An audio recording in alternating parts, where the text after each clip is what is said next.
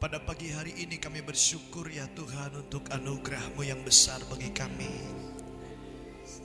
Oleh anugerah-Mu kami ada di tempat ini dan kami masih boleh menghirup udara segar. Bukan karena kuat kami, tetapi sekali lagi karena anugerah-Mu yang besar. Kami berdoa Tuhan, Engkau tahirkan setiap hidup kami. Engkau sucikan dan kuduskan setiap hati kami ya Tuhan. Setiap perasaan dan keinginan kami biarlah Tuhan itu terarah hanya kepada Tuhan. Sehingga semata-mata hari ini kemuliaan Tuhan memenuhi setiap kami. Bapa, terima kasih Tuhan Yesus. Sebentar kami akan dengarkan pesan-pesan firman Tuhan. Bapa, berikan kami telinga yang dengar-dengaran, hati yang paham, serta mata yang melihat akan kemuliaan Tuhan, supaya hidup kami berkenan di hadapan-Mu ya Allah. Terima kasih Tuhan, dalam nama Yesus Kristus kami berdoa dan mengucap syukur. Mari Tuhan yang siap diberkati Tuhan, bersama-sama kita katakan amin, amin. Silakan duduk Bapak Ibu. Bapak Ibu Saudara, tanpa terasa kita udah masuk di akhir bulan Oktober dan minggu depan kita akan masuk di awal November. Jadi kira-kira tahun ini tinggal 2 bulan lagi kita akan menyelesaikannya. Kita berdoa dan juga saya berharap Bapak Ibu semuanya kita dalam keadaan sehat-sehat di penghujung tahun ini Bapak Ibu. Nah karena itu Bapak Ibu dikasih oleh Tuhan, mari buka Alkitab kita masing-masing dari Injil Lukas pasal yang ke-16. Sekali lagi Injil Lukas pasal yang ke-16 ayat yang ke-19 sampai ayat yang ke-26.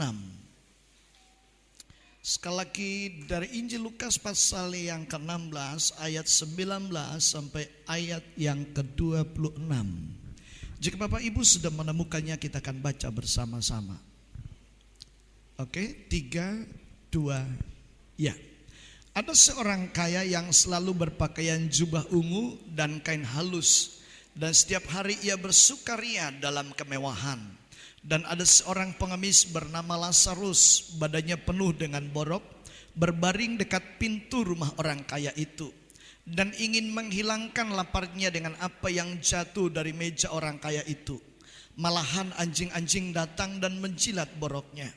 Kemudian matilah orang miskin itu, lalu dibawa oleh malaikat-malaikat ke pangkuan Abraham.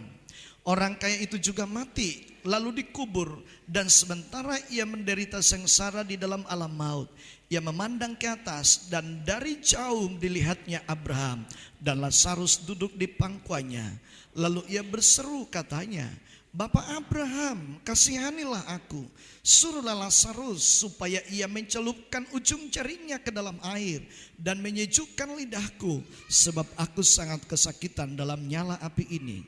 Tetapi Abraham berkata, anak, ingatlah bahwa engkau telah menerima segala yang baik sewaktu hidupmu, sedangkan Lazarus segala yang buruk. Sekarang ia mendapat hiburan dan engkau sangat menderita. Selain daripada itu, di antara kami dan engkau terbentang jurang yang tak terseberangi, supaya mereka yang mau pergi dari sini kepadamu ataupun mereka yang mau datang dari situ kepada kami tidak dapat menyeberang. Amin. Tuhan memberkati. Bapak Ibu dikasih oleh Tuhan, ini adalah pernyataan dan pengajaran Yesus kepada orang banyak dan sekaligus kepada murid-muridnya. Dan Yesus menyatakan bahwa ada seorang kaya dan ada seorang miskin. Nah Bapak Ibu Saudaraku dikasih oleh Tuhan Yesus Kristus, kita akan lihat bersama ada kehidupan yang sangat jauh berbeda antara si kaya dengan si miskin.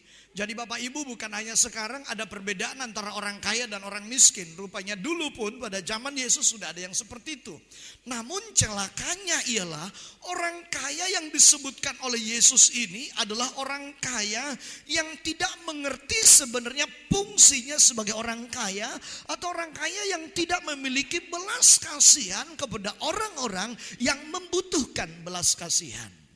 Nah saudaraku dikasih oleh Tuhan, seorang kaya yang hidupnya berkecukupan dan hidup dalam kemewahan. Itu tadi dicatat dalam Alkitab yang kita baca ini sebagai pernyataan Yesus. Dan Yesus membuat pengajaran ini untuk membukakan pengertian orang-orang Yahudi dan orang-orang Farisi dan orang Saduki. Karena orang Farisi dan orang Saduki adalah orang-orang terpandang, golongan-golongan yang hebat, dan mereka adalah orang-orang yang berkeadaan, orang-orang yang punya duit, saudara. Nah, saudaraku dikasih oleh Tuhan Yesus Kristus, dikatakan di sana dia hidup dalam kemewahan, selalu berpakaian ungu. Pakaian ungu itu adalah pakaian kebesaran menurut orang-orang Yahudi dan orang-orang Timur Tengah, itu adalah pakaian kebesaran. Saudaraku, mungkin kita boleh mengingat dengan ingatan yang cerah ketika Yesus ditangkap lalu disiksa sebelum disalibkan, lalu orang-orang tentara-tentara Romawi itu membuka pakaian Yesus dan menggantikan pakaian ungu kepada Yesus. Lalu para serdadu-serdadu itu berkata, "Hormat bagimu Raja orang Yahudi." Saat itu Yesus dikenakan pakaian kain ungu. Saudaraku, melambangkan sebagai seorang raja, seorang yang hebat, seorang yang besar. Tetapi sebenarnya itu adalah sebagai ejekan bagi Yesus saat itu yang disampaikan oleh tentara-tentara Romawi. Nah, Bapak Ibu Saudara, dikatakan orang kaya ini selalu berpakaian ungu dan berpakaian kain yang halus. Apakah itu dari sutra? Nggak disebutkan. Apakah itu dari wol? Nggak disebutkan. Tapi dikatakan berpakaian halus. Saudaraku, begitu Anda melihat orang berpakaian, Anda akan bisa mengerti, oh pakaiannya itu, kainnya itu mahal. Oh itu mahal, itu kayaknya mungkin yang begini-begini. Nah, Yesus berkata melukiskan keadaan kehidupan orang-orang yang hidup di dunia, dan bahkan untuk saat ini orang-orang Kristen yang keadaannya ada juga seperti apa yang dinyatakan oleh Tuhan Yesus ini. Saudaraku, dikatakan di sana dia setiap hari bersukacita dalam kemewahan. Dia bergembira dengan seluruh kemewahannya. Dia bisa berpesta, dia boleh makan minum, dia boleh hura-hura, dia bisa melakukan segala sesuatunya. Karena apa? Karena dia orang kaya. Nah, saudaraku dikasih oleh Tuhan, kira-kira 3 minggu yang lalu, mohon maaf, 3 minggu yang lalu, ada kecelakaan di Sarudik, saudara. Sebelum simpang Sarudik sebelah dari sini, sebelah kiri, saudara. Pagi-pagi sekitar jam 7:30, sebuah mobil mewah itu nabrak satu mobil, namun jadi tabrak beruntun, Bapak Ibu. Mobil ini adalah yang ditabrak ini mobil yang parkir. 3 mobil itu ketabrak. Lalu ada seorang ibu-ibu yang datang berkata begini, mobil apa ya yang nabrak itu? Ibu-ibu ini agak lumayan subur badannya, udah tua sebenarnya. Kita maklum kalau sudah tua, Bapak Ibu. Lalu dia berkata, oh ini mobil yang nabrak ya? Iya. Oh pantasan orang kaya sih, katanya. Saya kaget dengan kata-kata itu. Orang kaya sih nggak apa-apa. Bayangin Bapak Ibu. Tapi seandainya itu orang-orang yang seperti kita yang serba kekurangan akan berkata, kasihan ya. Boro-boro bawa mobil, sepeda motor belum tentu ada, saudara. Nah, saudaraku dikasih oleh Tuhan Yesus Kristus, saya teringat dengan kata seorang ibu itu, oh orang kaya sih gak apa-apa. Ibu itu langsung pergi sambil jalan pulang ke rumahnya, saudara. Nah, lalu saya berpikir begini, oh iya ya.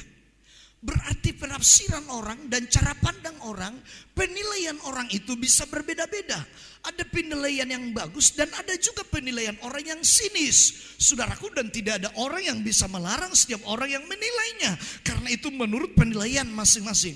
Nah, saudaraku yang dikasih oleh Tuhan, lalu dikatakan di sana setiap hari ia bersukaria dalam kemewahannya. Dia bisa menikmati makanan yang enak dan apa yang dia inginkannya. Dia bisa menikmati setiap hari makanan 4 sehat 5 sempurna. Kita ini boro-boro makan 4 sehat 5 sempurna. 4 sehat aja pun kita udah susah untuk menemukannya. Saudaraku dikasih, tapi dikatakan orang kaya ini ialah dia bersukaria setiap hari dalam kemewahan. Tolong garis bawahi, dalam kemewahan. Mungkin engkau berkata, aku bukan orang kaya, aku bukan orang berada, aku bukan orang yang punya. kaya, aku adalah orang yang sederhana, aku adalah orang miskin, aku adalah orang yang berkekurangan. Dan untuk makan saja pun aku adalah pas-pasan. Bagaimana mungkin aku bisa untuk berlebihan untuk sesuatu? Saudaraku, dengarkan baik-baik. Ini lukisan gambaran yang disampaikan oleh Yesus, saudara. Hati-hati jikalau Anda punya berkat, jangan sampai Anda menyalahgunakan berkat itu. Jikalau Anda punya uang, jangan sampai menyalahgunakan uang itu. Jikalau Anda orang kaya, jangan sampai menyalahgunakan kekayaan itu. Jikalau Anda seorang pejabat, jangan sampai menyalahgunakan jabatan itu. Karena semua itu adalah Tuhan izinkan untuk Anda demi hormat dan kemuliaan bagi nama Yesus Kristus. Ketika kita diberi berkat, itu supaya derajat kita terangkat.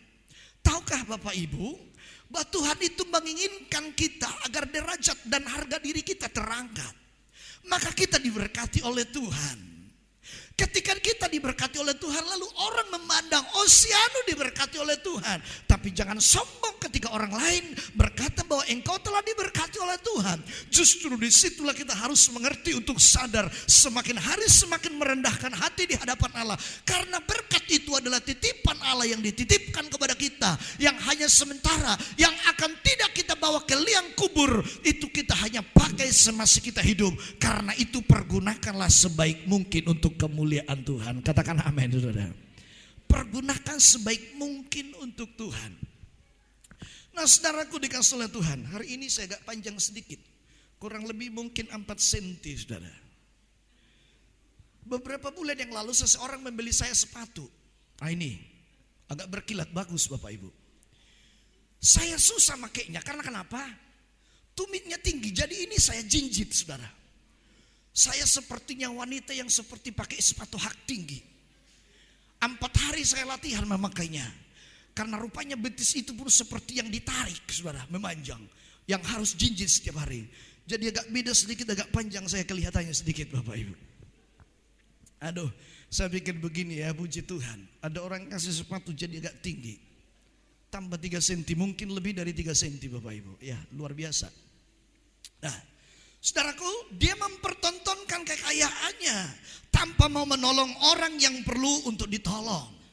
Dikatakan dalam nats bacaan kita tadi disebutkan di sana, ada seorang yang kaya, dia hidup dalam kemewahannya, dia memakai pakaian warna ungu dan kain yang halus, setiap hari hidup dalam kemewahan. Dan ada seorang yang miskin namanya Lazarus, setiap hari dia ada di dekat pintu rumahnya untuk menentikan remah-remah yang jatuh dari meja orang kaya itu untuk mengisi perutnya. Tetapi anjing-anjing pun datang untuk menjilat borok-boroknya. Saudara perhatikan baik-baik. Tidak dicatat di sini apakah ada rasa belas kasihan orang kaya itu terhadap Lazarus yang miskin, yang setiap hari ada dilihat. Bukan sekedar dilihat, tetapi ada di lingkungannya. Bukan sekedar di lingkungannya, ada di dekat rumahnya. Bukan hanya di dekat rumahnya, ada di pintu rumahnya setiap hari. Dan dia melihat dia adalah seorang yang sakit borok, dan dia adalah orang yang tidak ada yang memberikan makan.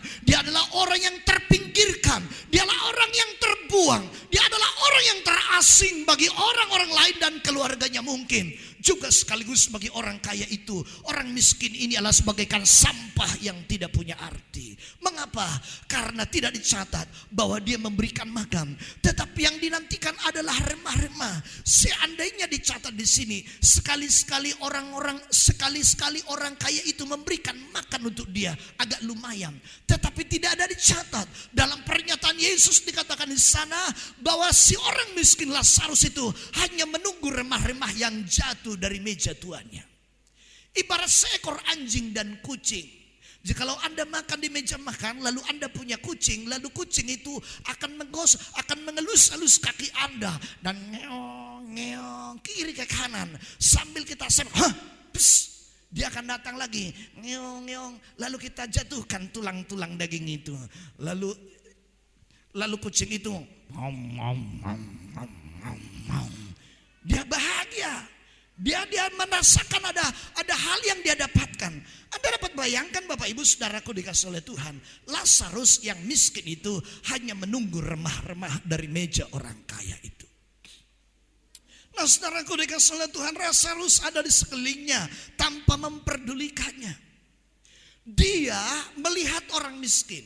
Saudaraku dikasih oleh Tuhan, kalau seandainya, mohon maaf, kalau ada orang-orang yang memang butuh untuk ditolong, maka Anda dan saya, kita semua, dan para pendengar RRI hari ini dimanapun Anda mendengarkannya, dan jikalau Anda adalah orang yang diberkati Tuhan, engkau punya rezeki diberi oleh Tuhan, maka kewajiban Anda, kewajiban kita sekalian adalah untuk membantu anak yatim piatu, janda dan orang-orang miskin yang sungguh-sungguh membutuhkannya. Berdosalah kita jikalau kita membiarkan mereka, sementara kita punya berkat dan kita punya sesuatu yang bisa kita berikan kepada mereka, dan kita mengabaikan hidup mereka. Saudaraku dikasih oleh Tuhan, sekali lagi berkat yang ada padamu bukan untuk berpoya-poya. Katakan di kiri kananmu, berkat yang ada padamu bukan untuk berpoya-poya. Halo, amin saudara. Bukan untuk berpoya-poya, bukan untuk pamer. Saudaraku, orang-orang yang pamerkan apa yang ada padanya adalah orang yang arogan dan orang yang sombong. Karena itu saudaraku, kita tidak perlu sebagai orang Kristen untuk pamer dan arogan dengan apa yang kita punya. Saudaraku dikasih oleh Tuhan Yesus Kristus, kita melihat bersama, Lazarus hanya mengharapkan remah-remah. Dia ada di situ sambil korek-korek tubuhnya karena dia borok-borok, kudis-kudisan. Saudaraku dikasih oleh Tuhan, tetapi ketika Yesus menyampaikan hal itu, orang-orang Farisi kaget. Orang-orang Farisi tersinggung. Orang-orang Farisi terhentak. Karena Yesus mengakhiri dalam perkataannya berkata begini, setelah saatnya tiba, lalu orang miskin itu mati, meninggal, lalu dibawa malaikat-malaikat ke Firdaus dan diletakkan, didudukkan di pangkuan Abraham. Dan orang kaya itu meninggal, masuk ke dalam neraka. Tersinggung dong orang Farisi. Karena orang Farisi itu orang-orang kaya. Orang Farisi itu berpikir begini, punya pemikiran begini. Kekayaan adalah akibat sebuah hidup yang benar. Itu menurut orang Farisi. Maka semua orang-orang Farisi itu, orang-orang Saduki adalah orang-orang berada. Nah saudaraku dikasih oleh Tuhan, dengan apa yang dikatakan oleh Yesus, orang miskin masuk surga, orang kaya masuk neraka. Tersinggung kan orang Farisinya? Mungkin juga orang kaya tersinggung, gak bisa menerima itu. Karena langsung telan bulat-bulat dan terjemahkan bulat-bulat.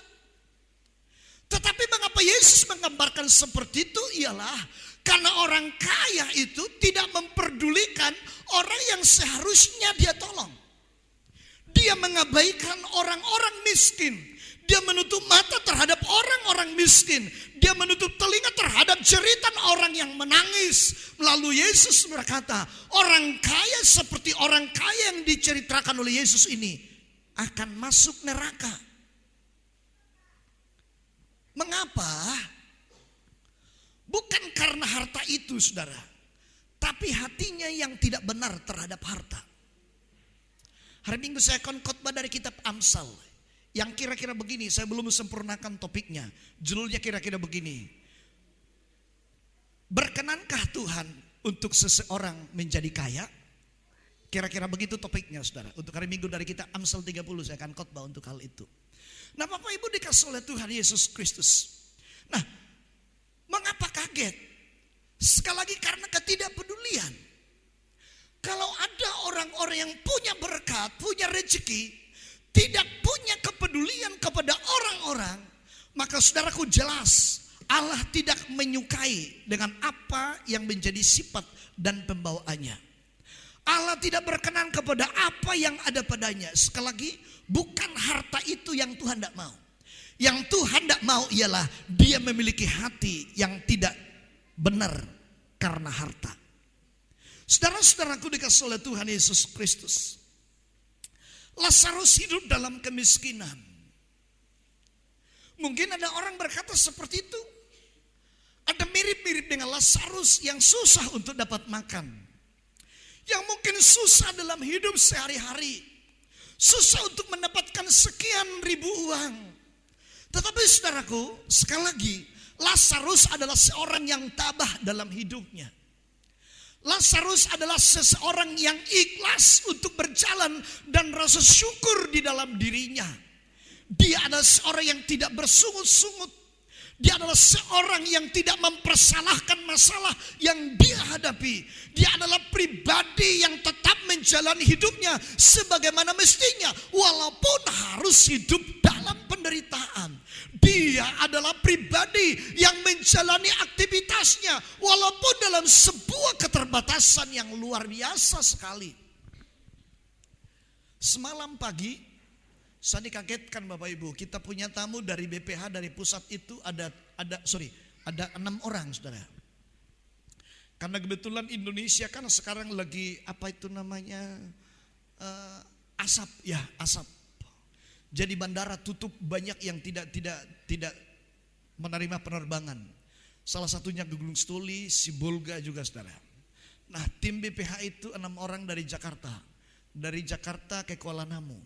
Sebenarnya mereka dari Jakarta mau langsung ke Nias saudara. Bulan yang lalu 30 orang pengusaha dibawa dari Jakarta untuk Gunung Stoli, gak jadi berangkat saudara. Kenapa? Kabut asap. 30 orang pengusaha dari Jakarta, dari Jemaat Gereja Betel Indonesia dibawa ke Gunung Stoli untuk membangun apa yang perlu dibangun di Gunung Stoli itu mengenai hal Gereja Betel Indonesia. Batal berangkat karena penerbangan gak ada. Nah, semalam Bapak Ibu mereka singgah di Sibolga pagi-pagi. Lalu saya kaget melihat seorang wanita supir taksi saudara. Supir taksi dari bandara Kuala Namu. Saya bilang begini, itu ibu itu kok gak ikut masuk? Oh ya ikut. Mari itu masuk katanya. Baru si mau rangkir kalau gak salah, mohon maaf. Si perempuan ini badannya itu tegap saudara. Ini bisa bodyguard saudara. Botang dia. Otot-ototnya meyakinkan. Mungkin kalau kayak model-model saya ini sekali jotos terlempar Bapak Ibu. Besar. Saya tanya begini, ini siapa? Apakah tim? Enggak. Ibu ini punya mobil dan dia adalah supir kami dari Medan. Dia ini taksinya. Saya kaget. Saya pikir begini, laki-laki manapun akan ketakutan dengan orang seperti ini. Karena besar badannya Bapak Ibu. Dia seperti orang yang angkat barbel setiap hari. Ototnya besar, tinggi besar. Saya pikir iya ya. Saya ngomong kepada ibu ini, saya nggak tanya apakah ibu sudah berkeluarga atau enggak. Saya bilang begini, jadi sehari-harinya itu bawa taksi. Iya Amang. Oh iya ya. Lalu saya pikir begini, inilah orang cari makan mempertahankan hidup. Lalu beberapa hari yang lalu ketika saya mengantar istri ke sekolah, saya melewati sebuah beca. Yang wanita yang bawa beca itu, saya bilang sama istri saya, lihat itu perempuan narik beca. Lalu dia berkata, itulah mempertahankan hidup. Untuk hidup anak-anaknya. Mungkin juga suaminya gak becus kerja, jadi dia juga yang narik beca. Saya bilang begini, jangan langsung bilang suaminya gak becus. Saya ini tersinggung, saya bilang Bapak Ibu. Nah Bapak Ibu saudaraku, untuk mempertahankan hidup. Nah sekali lagi Lazarus hidup dalam kemiskinan dan penderitaan. Lazarus tinggal di kisaran rumah daripada orang kaya itu. Tapi orang kaya itu tidak peduli. Saudaraku, banyak orang-orang Kristen ada, jangan dulu banyak. Ada orang Kristen yang cuek dengan orang lain. Ada orang Kristen yang tidak mau tahu dengan penderitaan orang-orang yang seiman dengan dia. Ada orang Kristen juga yang tidak mau tahu dengan penderitaan orang-orang yang ada di sekitarnya. Itu adalah sebuah kesombongan, saudara. Kecuali kalau orangnya yang berkekurangan itu adalah sehat. Sehat tapi hanya malas-malasan. Alkitab berkata, hai pemalas, pergilah, belajarlah kepada semut. Dan Alkitab juga berkata begini, si pemalas tidak boleh makan. Karena itu orang Kristen tidak boleh malas. Katakan kiri kananmu, jangan malas. Jawab lagi, apa saya pemalas?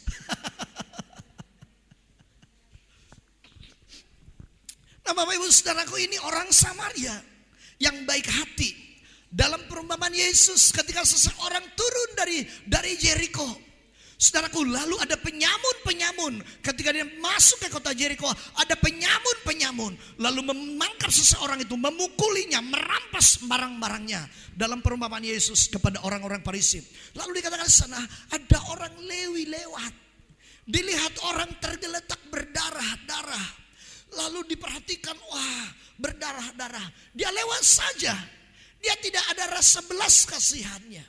Dia cuek saja walaupun dia sudah mengalami penderitaan. Dia biarkan lagi. Pada akhirnya Yesus dalam nasihatnya itu dia berkata, lalu tiba-tiba lewat seorang orang Samaria yang baik hati. Dia melihat orang yang sudah mengalami pukulan penyamun itu.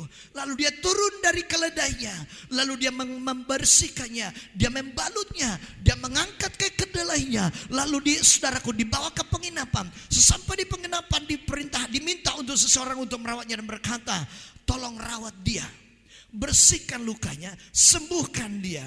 Ini uang untukmu dan aku akan datang kembali nanti setelah aku pulang dari perjalanan. Segala biayanya aku akan bayarkan kepadamu. Mengapa Yesus berbicara tentang orang Samaria? Artinya ialah orang Lewi adalah orang-orang yang melayani Tuhan. Ada juga orang-orang yang melayani Tuhan, apakah itu pendeta, apakah itu sintua, apakah itu pengerja, orang-orang yang cuek dengan penderitaan orang lain. Orang-orang yang tidak mau tahu dengan keadaan orang-orang yang lain. Saudaraku, dikatakan oleh Yesus, lalu ini adalah orang yang cuek. Tetapi ada orang Samaria, orang yang tidak mengenal Tuhan, orang yang tidak beribadah kepada Allah. Dia berbelas kasihan melihat orang yang menderita itu. Lalu dia balut, dia bersihkan, dia angkat, disuruh untuk diobati. Bahkan dia siap menanggung biayanya dan berkata, tolong obati dan bersihkan, aku akan membayar seberapa yang dibutuhkan untuk itu. Saudaraku dikasih oleh Tuhan, ini mungkin yang ketiga kali saya katakan. Terkadang kalau kita ada sesuatu masalah kecil sesama orang Kristen bisa menjadi masalah besar. Terkadang. Tetapi ada juga yang baik hati. Terkadang kita orang Kristen itu kasarnya minta ampun. Terkadang, saya tidak katakan selalu. Ada memang yang berperangai yang kasar, ada berperangai yang baik, ada hal-hal yang bisa memaafkan, ada orang-orang yang tidak bisa memaafkan, saudara. Nah, saudaraku, dulu ada satu iklan di rokok itu sampai sekarang masih teringat bagi saya. Senang lihat orang susah, susah lihat orang senang. Waduh, mantap benar itu. Coba lihat saudara, di antara orang-orang yang satu gereja pun bisa seperti itu. Apalagi orang Batak yang kental dengan hotelnya itu, Hosom Elat apa itu? Tealate dan lain sebagainya, saya kurang hafal itu. Bapak Ibu dikasih oleh Tuhan Yesus Kristus. Coba, aku berharap kita yang hari ini dan pendengar radio Republik Indonesia yang tersiar dari Sibolga hari ini dengar baik-baik. Kalau engkau melihat saudaramu itu diberkati oleh Tuhan, katakanlah, Tuhan, terima kasih engkau memberkatinya.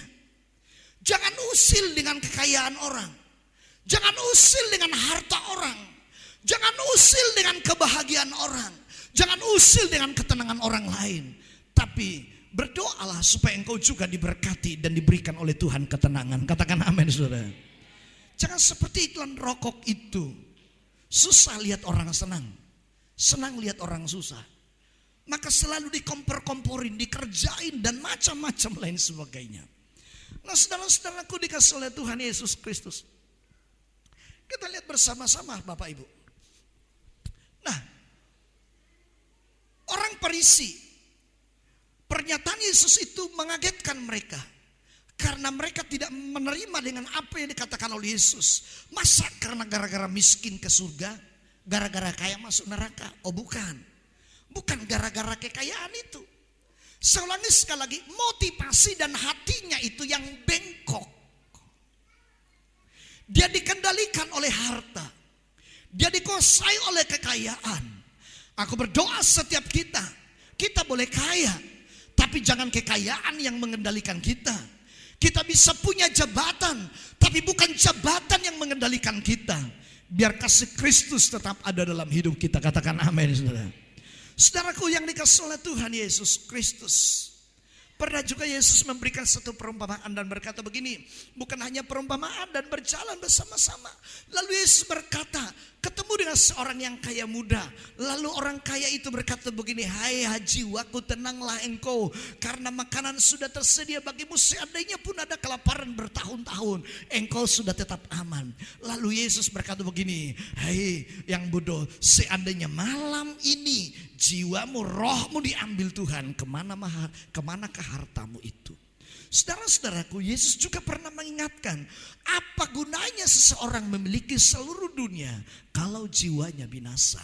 Banyak orang-orang yang mengejar harta dunia tanpa memperhatikan kerohaniannya. Banyak orang yang mati-matian untuk harta yang akan lenyap sebentar tanpa memperhatikan kehidupan jiwanya. Saudara-saudaraku yang dikasihi oleh Tuhan Yesus Kristus, hidup ini bukan hanya perihal di dunia ini, tetapi hidup ini juga adalah berbicara tentang perihal hidup yang akan datang. Saya ulangi sekali lagi, hidup ini bukan hanya perihal hidup di dunia ini, tetapi juga menyangkut hidup yang akan datang, surga atau neraka. Jemer Paung menggubah sebuah lagu yang berkata, mohon maaf yang tidak ngerti bahasa Korea Utara, mohon maaf dulu. Tapi mungkin nadanya ini Anda bisa mengerti dan tahu. Tu dia ho dung mate ho alusima dung mate ho alusima tu dia ho. Kemanakah sesudah mati? Orang berkata, Pak Pendeta, kita tidak mau tahu tentang kemana kita mati. Yang penting selama hidup ini kita bersenang-senang dan puas. Maka Paulus berkata, kita adalah orang yang paling malang dalam dunia ini. Jikalau hanya dalam hidup ini kita menaruh pengharapan kepada Yesus Kristus. Ini hidup ini bukan hanya untuk hidup yang seperti ini sekarang, bos. Halo ibu-ibu, bukan hanya untuk hidup yang seperti ini, tetapi menyangkut hidup yang akan datang. Apakah surga atau neraka? Anak sekolah minggu dulu ada nyanyian yang berkata, di dalam dunia ada dua jalan, lebar dan sempit. Mana kau pilih? Yang lebar api, jiwamu mati. Tapi yang sempit, hidup berglori.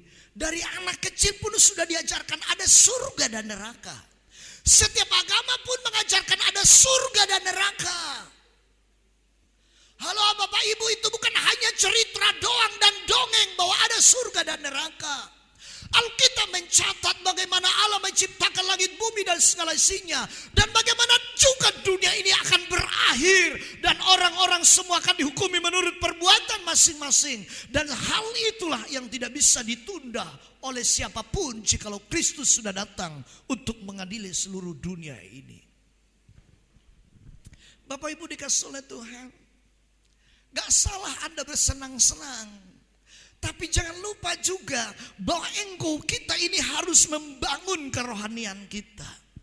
Nah Bapak Ibu saudaraku dikasihi oleh Tuhan Yesus Kristus, perbuatan kita akan menentukan kemana kita suatu saat nanti. Setelah kita meninggal sebelum Yesus datang. Saat Yesus datang. Nah Bapak Ibu saudaraku dikasihi oleh Tuhan Yesus Kristus, jangan Anda berpikir seperti orang saksi Yehova yang berkata, surga itu dunia ini. Kalau hidup kita bahagia di dunia ini, itulah surga. Enggak, Alkitab enggak berkata seperti itu. Surga itu nyata, Alkitab berkata surga itu ada. Untuk apa surga itu adalah? Untuk tempat orang-orang percaya yang menjaga hidupnya dan yang beribadah kepada Allah dan melakukan firman-Nya. Untuk apa neraka itu adalah? Untuk tempat hukuman bagi orang-orang yang jahat, orang-orang berdosa yang tidak mau berubah dan tidak mau bertobat. Kesanalah orang-orang jahat dilemparkan. Akan terdapat kertak gigi untuk selama-lamanya. Saudaraku dikasih oleh Tuhan Yesus Kristus. Sekali lagi saya ulangi, hidup ini bukan hanya hidup kita yang kita hidupi sekarang. Tapi hidup yang sekarang adalah bagaimana kita mempersiapkan jikalau satu saat nanti, saat hari penghakiman yang besar itu, Kristus akan mengadili semua umat manusia. Pertanyaan, ke surgakah kita atau ke neraka?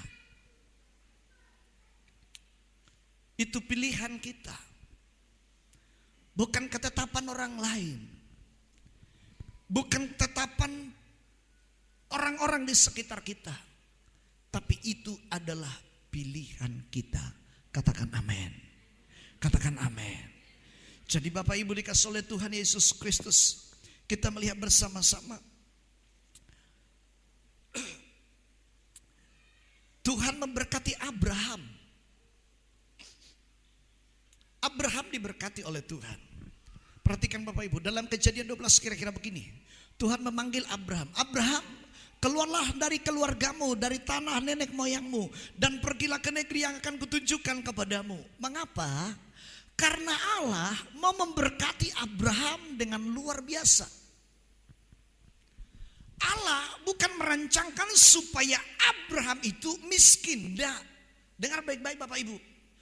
Allah tidak berencana supaya Anda hidup dalam penderitaan. Ini bukan teologi kemakmuran, tapi ini sebuah kebenaran. Allah tidak menginginkan umat manusia itu hidup dalam penderitaan. Seandainya hidup manusia itu benar. Lalu Allah mengajak Abraham, Abraham keluarlah ke negeri yang akan kutunjukkan kepadamu. Abraham ikuti. Sampai di perjalanan di padang gurun, Allah berkata kepada Abraham, Abraham, keluarlah dari kemahmu, lihatlah ke langit. Apa yang kau lihat itu, kata Tuhan Allah. Lalu Abraham berkata, bintang-bintang Tuhan Allah. Lalu Allah berkata kepada Abraham, bisakah kau menghitungnya? Lalu Abraham menjawab, sungguh aku tidak bisa menghitungnya ya Allah. Lalu Allah berkata kepada Abraham, seperti banyaknya bintang di langit, demikianlah kelaknya keturunanmu banyaknya. Janji. Bisakah engkau percaya akan janji Tuhan? Bisakah engkau percaya akan firman Allah? Tergantung engkau percaya akan firman Allah, maka firman itu akan menjadi bagian daripada kehidupanmu. Apabila engkau percaya akan firman itu. Lalu Abraham mengaminkan dalam dirinya. Lalu dia berkata, Tuhan Allah berkata, seperti banyaknya pasir di pinggir pantai, demikianlah kelak keturunanmu banyaknya. Ini puluhan tahun Tuhan ungkapkan, bukan 1 tahun, 2 tahun, 3 tahun. Saat Abraham dipanggil oleh Tuhan dari kitab Kejadian, itu ceritanya sampai dia punya anak Ishak itu 25 tahun Bapak Ibu. Satu generasi untuk zaman sekarang 25 tahun. Tuhan selalu bertanya, Abraham, kau akan menjadi bapak banyak bangsa. Kan lucu kan? Kalau contohnya hanya sekali setahun Tuhan ngomong seperti itu kepada Abraham. Abraham masa gak berkata begini, Tuhan gak usahlah ngomong seperti itu, Tuhan gak jadi-jadi. Udah lewat 1 tahun ya Tuhan, gak ada tanda-tandanya juga. Istriku juga tuh ada hamil-hamil, gak ada mungkin lah Tuhan. Gak usahlah Tuhan. Abraham gak ngomong seperti itu. Dia pegang janjinya. Saudaraku dikasih oleh Tuhan, lalu apa? Berjalan dengan rentan waktu yang Tuhan beri. Karena yang mengatur saat-saat pemberian itu adalah Tuhan, bukan Abraham. Yang menentukan hari-hari untuk diberkati bukan manusia, tetapi yang menentukan hari-hari diberkati adalah Tuhan Allah. Selama 25 tahun Abraham dalam sebuah penantian. Penantian yang sangat panjang sekali. Tapi Abraham pun tidak luluh. Abraham pun tidak bosan mendengarkan suara Tuhan. Karena dia tahu Allah yang memanggil dia. Dan Allah juga yang akan memberkati dan merealisasikan janjinya. Saya ngomong dulu sebentar tentang hal ini. Suatu saat Sarah istrinya itu salah mengerti dan mulai bimbang. Lalu dia berkata kepada Abraham, Abraham, itu pembantu kita itu loh, itu yang Hagar itu. Ambil aja itu jadi gundikmu. Mana tahu lewat itulah janji Tuhan itu digenapi. Dia akan melahirkan anak untuk kita. Kalau secara kedagingan ini istri yang baik. Tetapi secara rohani ini juga istri yang tidak rohani. Nah, akhirnya Hagar itu melahirkan. Apa yang terjadi Bapak Ibu? Lalu dikatakan begini, mungkin inilah anak inilah Ismail inilah yang akan mewarisi harta milikku. Tapi Allah berfirman, Abraham bukan itu. Bukan dia anak perjanjian. Anak perjanjian itulah anak yang akan dilahirkan oleh Sarai. Saudaraku dikasih oleh Tuhan. Terkadang di depan kita mungkin berkata, oh inilah mungkin yang dimaksudkan Tuhan itu. Tetapi enggak. Tuhan punya janji. Dan dia akan menepati janji dengan cara apa yang sudah Tuhan janjikan. Katakan amin saudara. Nah sekali lagi Bapak Ibu dikasih oleh Tuhan Yesus Kristus. Nah, disebutkan dalam pernyataan Yesus, Lazarus ada di pangkuan Abraham, ada di Firdaus. Sementara orang kaya itu ada di Hades. Firdaus itu adalah tempat roh orang-orang mati di dalam Tuhan. Jadi bukan langsung ke surga. Itu adalah Firdaus. Nah saudaraku, tempat roh orang-orang jahat yang meninggal adalah Hades. Maka rohnya ada di sana. Maka itu sebabnya Bapak Ibu, kalau orang meninggal, rohnya itu enggak bergentayangan. Kalau ada orang kesurupan, ini opungmu katanya, setan itu yang datang. Orang Kristen harus tahu. Orang Kristen harus ngerti. Roh orang meninggal itu tidak berkeliaran. Sebab dicatat dalam Alkitab, begitu dipanggil oleh Tuhan, maka rohnya kembali kepada Allah. Yang jahat di Hades, yang baik ada di Firdausnya Allah. Jadi gak gentayangan. Itu opung yang datang, ada orang kesurupan. Perlindungan. Mohon maaf kalau ada nama perlindungan. Perlindungan. Aku sudah memberkati engkau. Ini opung yang datang. Sudah lama kau tidak memberikan aku makan lomok-lomok. Enak aja. Tapi banyak orang Kristen yang tidak ngerti. Dikasih lagi lomok-lomok. Si iblis yang datang. Loh, suaranya Pak Pendeta itu suara opungku. Ya betul. Karena si iblis pun bisa meniru segala sesuatu. Mohon maaf. Iblis itu tahu segala sesuatu. Karena dia roh, dia ada di mana-mana. Dia lebih pintar dari manusia. Dan dia lebih hebat dari manusia. Iblis tidak akan ngantuk untuk bekerja. Walaupun orang Kristen kalau di gereja ada yang ngantuk. Tapi iblis tidak akan ngantuk. Justru dia berusaha untuk membuat orang ngantuk. Jadi roh orang tua kita gak bergentayangan. Amin. Halo amin Bapak Ibu.